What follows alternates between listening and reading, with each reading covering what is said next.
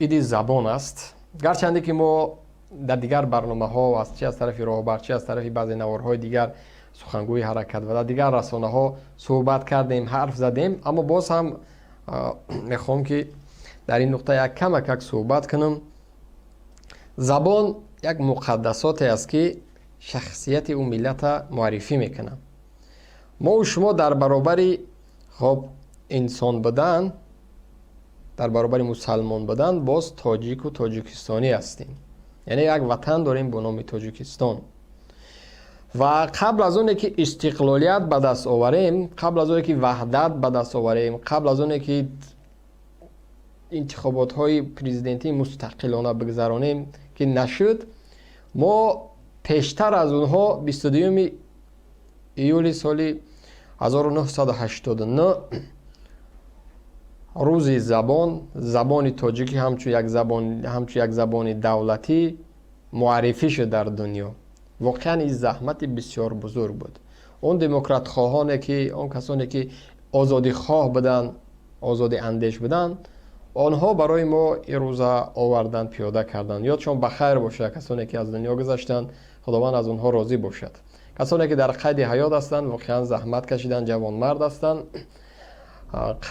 قدر آنها را باید دانست. مضمون قدر آنها را دانستن این نیست که استاد و حضرت و اعلی حضرت و داملا باشند، نه، فقط همچون یک انسان لااقل در این روز از آنها معرفی باید کرد.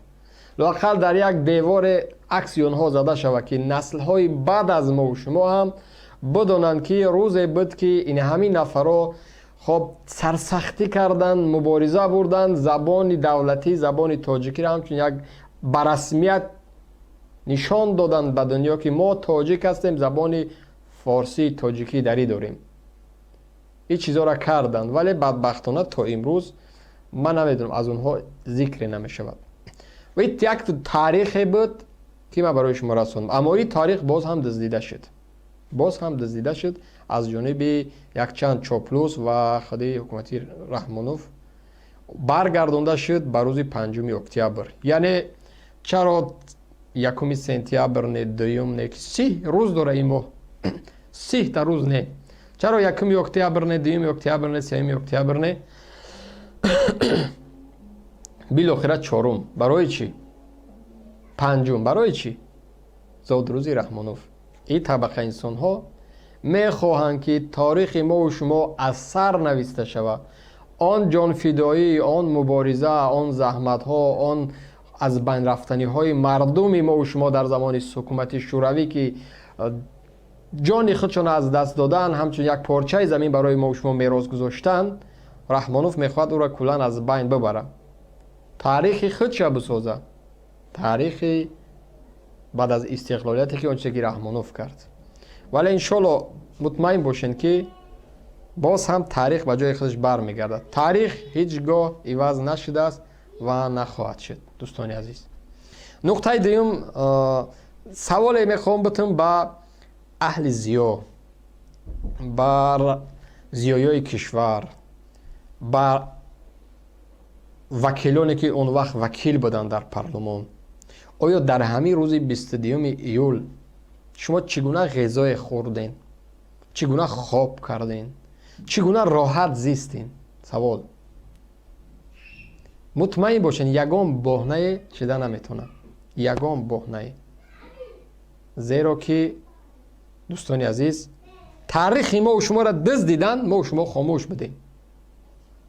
بزرگترین خدمتی که یک وکیل میکرد در شب روز، اگر گپش به جای نمیرسید باید به استعفا میرفت. خیانت به تاریخ این ملت شد. باز در کرسی های پارلمانی نشستین، دروغ میگن کدام مشکلات را میبیاره که گپی ما نگذشت، معرف ما نگذشت.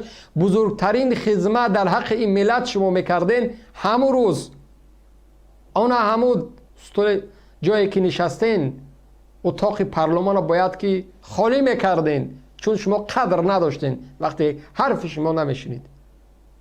این کارو نکردین. عالمان و شاعران و نویسنده هایی که بدین، چگونه شما این روزه قبول دارین؟ کسانی که مبارزه میبرین، و واقعا شما رو نمیگم، شما واقعا بزرگوار هستین، اما کسانی که امروز در داخل تاجیکستان نامزد علم هستند، زبانشناس هستند، سیاستمدار هستند، سیاستشناس هستند، در پارلمان نشستند. شما چگونه امروز قبول کردین؟ چگونه همه روز شما استراحت کردین، خواب کردین؟ چگونه روزی که تاریخ ملت دزدیده شد، روزی که زحمت های ده ها و صدها جوانان خاک یکسان کرده شد، با خاک یکسان شد، شما چگونه او روز قبول کردین؟